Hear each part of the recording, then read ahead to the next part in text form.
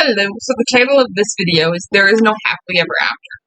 But most of us long for, above all else, a security, the sense that we are at last safe on earth. We turn our hopes for security on a shifting array of targets: a happy relationship, a house, children, a good profession, public respect, a certain sum of money. When these are ours, we believe we will finally be at peace. We may mock the term happily ever after as if it is with a naive children literature, but in practice we do indeed tend to live as if we could one day somehow over the horizon reach a place of rest, satisfaction, and safety. It's therefore worth trying to understand why happiness ever after should be continental, so impossible. So in other words, it's saying there is no happily ever after, and it's actually impossible to achieve a happily ever after. It isn't that we can't ever have a good relationship, a house, or a pension. We may well have all of this and more. It's simply that these won't ever be able to deliver what we hope for from them. We still worry in the arms of a kind and interesting partner. We will still fret in a well-appointed kitchen. Our terrors won't cease, whatever income we have.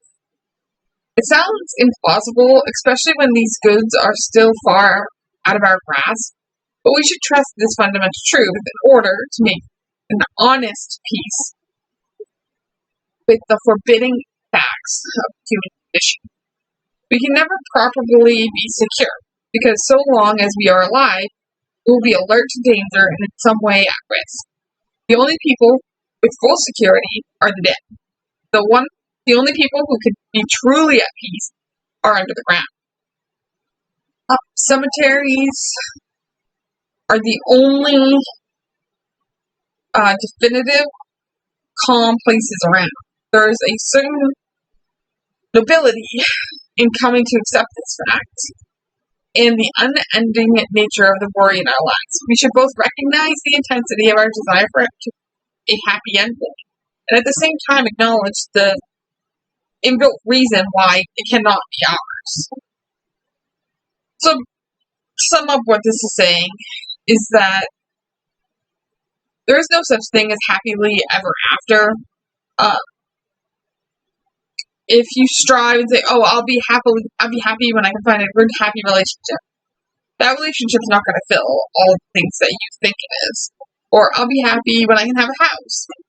Still, that house is not going to bring you that much, happiness and peace. There is no ever after. But there is a point in being happy now, even if you don't have these things. So, anyway, thank you.